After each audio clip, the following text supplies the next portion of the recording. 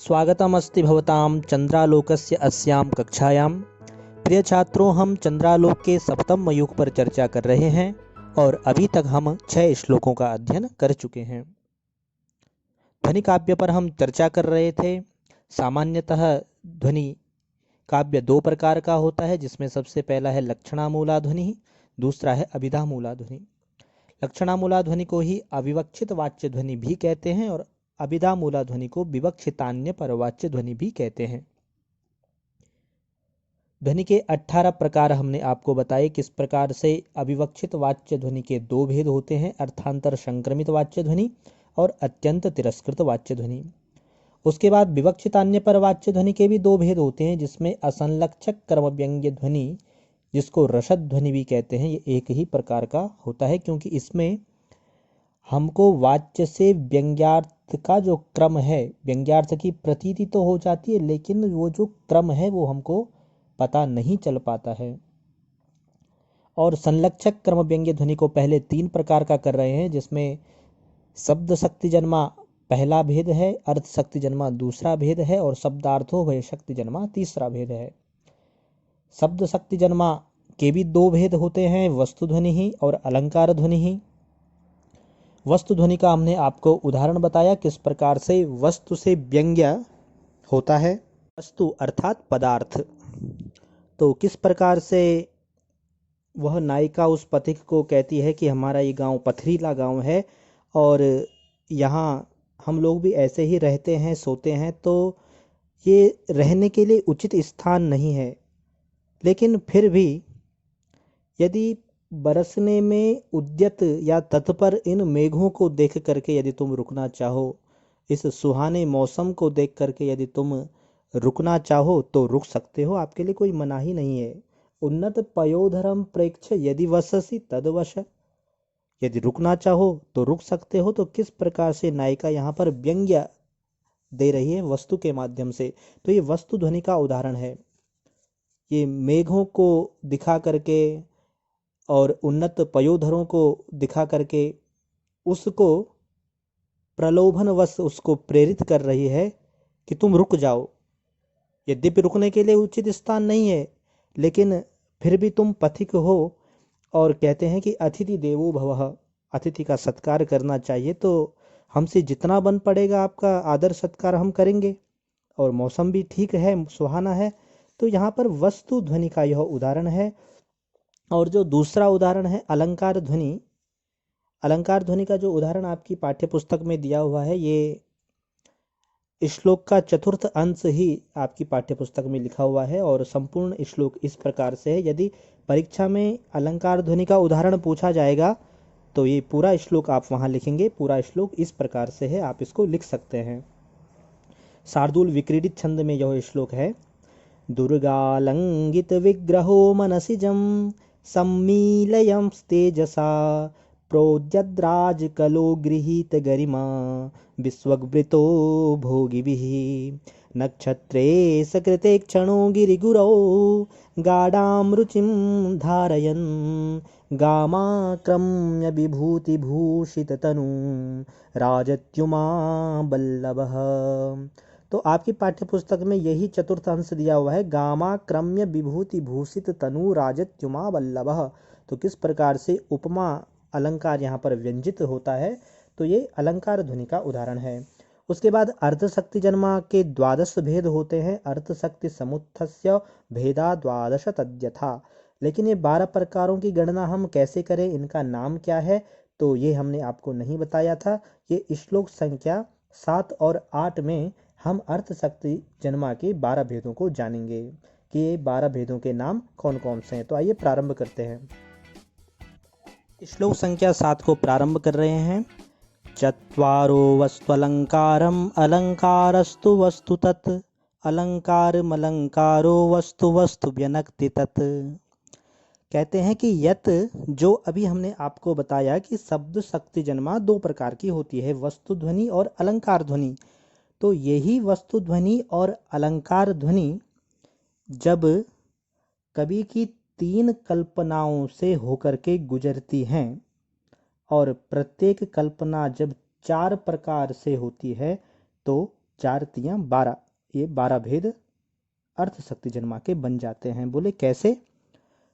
तो कह रहे हैं कि सबसे पहले चत्वारो वस्तु अलंकारम अलंकारस्तु वस्तु तत् यत वस्तु अलंकारम अलंकारस्तु वस्तु व्यनक्ति तत् चत्वारो भेदाः भवन्ति।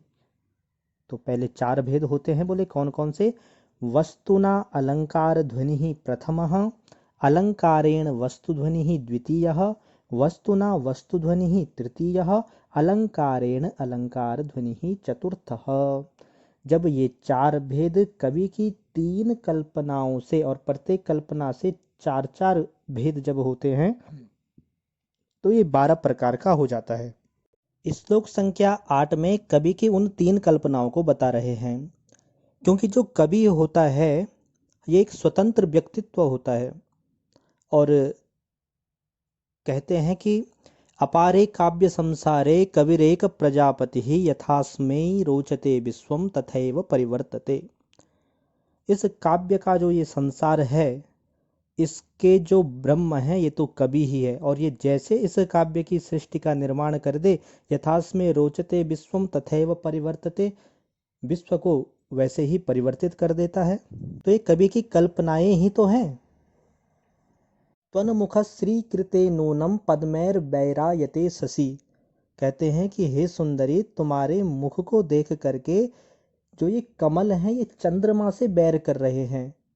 तो देखो कवि की कल्पना क्या कमाल की कल्पना कवि की है कि मुख तो पृथ्वी पर है, चंद्रमा गगन पर है, और जो कमल हैं वो सरोवर में है। किसी का किसी से कुछ लेना देना नहीं है। न तो कमल चंद्रमा से बैर कर रहे हैं, न उन्हें सुंदरी के मुख से कोई मतलब है, वो तो निर्जीव है, उसे क्या मतलब। लेकिन कवि की जो कल्पना है इन तीनों का संगम बना दिया, गगन का, सरोवर का और पृथ्वी में स्थित इन तीनों को कल्पित कर दिया। तो ये कवि की कल्पना ही तो है। शिवराज विजय में एक सुंदर प्रसंग मुझे स्मरण आ रहा है कि शिवाजी जिस महल पर बैठे हुए थे और उस महल की जो दीवारें थी वो बड़ी सफेद थी, बड़ी सुंदर दीवारें थी। तो कवि ने कल्पना कर दी कि मानो इतनी ऊंची अट्टालिकाओं पर शिवाजी बैठे हुए हैं। कहते हैं शिव वीरस्तु कस्याचित चंद्र चुम्बिन्याम सांद्र सुदासार संलिप्त भित्तिकायाम धूप धूपितायाम। कहते हैं कि मानो ये अट्टालिकाएं इतनी ऊंची हैं कि ये चंद्रमा का चुंबन कर रहे हैं और चंद्रमा से अमृत का स्राव हो रहा हो, और अमृत का स्राव से मानो ये दीवारें, ये जो मानो उस चूने में, जिस चूने से ये दीवारें रंगी गई उस चूने में मानो अमृत की वो सफेद वे बूंदें गिरी हों, उस प्रकार से ये सफेद लग रहा है। तो ये कवि की कल्पनाएं हैं।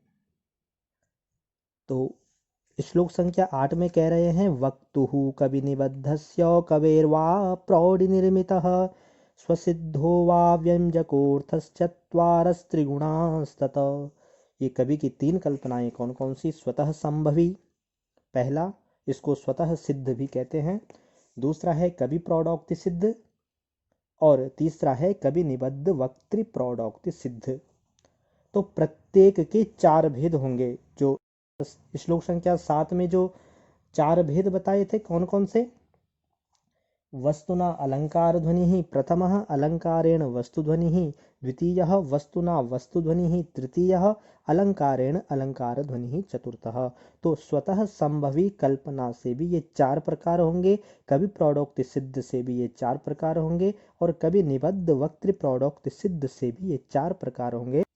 तो इनका नाम क्या है? तो इस प्रकार से आप इनका नाम लिख सकते हैं कि स्वतः सिद्ध वस्तुना अलंकार ध्वनि प्रथमः, स्वतः सिद्ध अलंकारेण वस्तु ध्वनि द्वितीयः, स्वतः सिद्ध वस्तुना वस्तु ध्वनि तृतीयः, स्वतः सिद्ध अलंकारेण अलंकार ध्वनि चतुर्थः, कवि प्रौढ़ोक्ति सिद्ध वस्तुना अलंकार ध्वनि पंचमः, कवि प्रौढ़ोक्ति सिद्ध अलंकारेण वस्तु ध्वनि षष्ठः, कवि प्रौढ़ोक्ति सिद्ध वस्तुना वस्तु ध्वनि सप्तमः, कवि प्रौढ़ोक्ति सिद्ध अलंकारेण अलंकार ध्वनि अष्टमः, कवि निबद्ध वक्तृ प्रौढ़ोक्ति सिद्ध वस्तुना अलंकार ध्वनि नवम कवि निबद्ध वक्तृ प्रौढ़ोक्त सिद्ध अलंकारेण वस्तु ध्वनि। दशम कवि निबद्ध वक्तृ प्रौढ़ोक्त सिद्ध वस्तुना वस्तु ध्वनि। एकादशः कवि निबद्ध वक्तृ प्रौढ़ोक्त सिद्ध अलंकारेण अलंकार ध्वनि। द्वादशः और उसके बाद शब्दार्थो भय शक्ति जन्मा के विषय में कह रहे हैं श्लोक संख्या 9 में। शब्दार्थो भय भूरेकः सच वाक्यैक संश्रयः। जो शब्दार्थो भय शक्ति जन्मा है ये केवल वाक्यगत ही होती है, केवल वाक्य में ही इस ध्वनि को हम पकड़ सकते हैं। पूरा वाक्य जब हम पढ़ेंगे तब ही शब्दार्थो भय शक्ति से उत्पन्न होने वाला जो व्यंग्य है वो परिलक्षित होगा, वो हमारी समझ में आएगा। लेकिन बाकी की जो ये हमने आपको ध्वनियाँ बताई, ये 17 ध्वनियाँ जो हमने आपको बताई, ये पदगत और वाक्यगत दोनों में होती हैं। इस प्रकार से 17 दूना 34 और एक वाक्यगत, ये शब्दार्थो भय शक्ति जन्मा केवल वाक्यगत ही होती है, इसलिए 35 भेद ये ध्वनि के हो गए। ठीक है, 35 भेद कौन कौन से हैं? तो अर्थांतर संक्रमित वाच्य ध्वनि पदगत भी होगी और वाक्यगत भी होगी। पद अर्थात सुप्तिगंतम पदम, एक पद में, जैसे रामः ये एक पद है तो एक पद से भी यहाँ पर ध्वनि का हमको बोध हो जाएगा अर्थांतर संक्रमित का। और वाक्य, संपूर्ण वाक्य के भी उदाहरण मिलते हैं, तो प्रत्येक के दो दो उदाहरण होंगे। अत्यंत तिरस्कृत वाच्य ध्वनि ये भी पदगत भी होगी और वाक्यगत भी होगी। असंलक्षक क्रम व्यंग्य ध्वनि जिसको रस ध्वनि कहते हैं ये पदगत भी होगी और वाक्यगत भी होगी। तो 6 भेद ये हो गए। उसके बाद शब्द शक्ति जन्मा जो वस्तु ध्वनि है ये पदगत भी होगी और वाक्यगत भी होगी, तो 2 भेद ये भी हो गए, 8 भेद। और अलंकार ध्वनि ये पदगत भी होगी और वाक्यगत भी होगी। तो इस प्रकार से आप इन सब को स्वतः सिद्ध वस्तुना अलंकार ध्वनि ये पदगत भी होगी और वाक्यगत भी होगी, तो ये 12 भेद भी पदगत और वाक्यगत होने से 24 प्रकार के तो यही हो गए। और कुछ विद्वान कहते हैं कि जो ये अर्थ शक्ति जन्मा है ये प्रबंधगत भी होती है। प्रबंध अर्थात महावाक्य, वाक्यगत तो होती है लेकिन महावाक्यगत होने से इसके 12 भेद और हो जाते हैं। तो स्वतः सिद्ध वस्तुना अलंकार ध्वनि ही पदगत, स्वतः सिद्ध वस्तुना अलंकार ध्वनि ही वाक्यगत, स्वतः सिद्ध वस्तुना अलंकार ध्वनि ही प्रबंधगत। इस प्रकार से एक के 3 भेद और 12 तियां 36, तो 36 भेद तो यही हो गए। तो इस प्रकार से ध्वनियों के कितने प्रकार हमने जान लिए? 47 भेद हमने ध्वनियों के जान लिए। तो 47 प्रकार की ध्वनियाँ कौन कौन सी हैं? तो आप इनको एक बार जरूर आप इस जो स्क्रीन पर आपका ये डायोग्राम है इसको आप जरूर देखें और उन 51 भेदों को आप जरूर लिखें। तो किस प्रकार से आप लिखेंगे 51 भेदों को? तो अर्थांतर संक्रमित वाच्य ध्वनि ही पदगत, अर्थांतर संक्रमित वाच्य ध्वनि ही वाक्यगत, फिर अत्यंत तिरस्कृत वाच्य ध्वनि पदगत, फिर वाक्यगत 4 भेद ये हो गए। असंलक्षक क्रम व्यंग्य ध्वनि जिसको रस ध्वनि कहते हैं पदगत और वाक्यगत 2 प्रकार हो गया। फिर असंलक्षक क्रम व्यंग्य ध्वनि के विषय में फिर आगे और कह रहे हैं कि प्रबंधे चेति सोडासो रसाद्याख्यो स्फुटक क्रमः एषु सप्तदशस्वेकं परित्यज्या स्फुटक क्रमं ये षोडशाद्याद्विगुणास्ते स्युर्वाक्यपदाश्रयात् प्रबंधेऽपि द्वादश स्युरर्थशक्ति भुवोभिधः।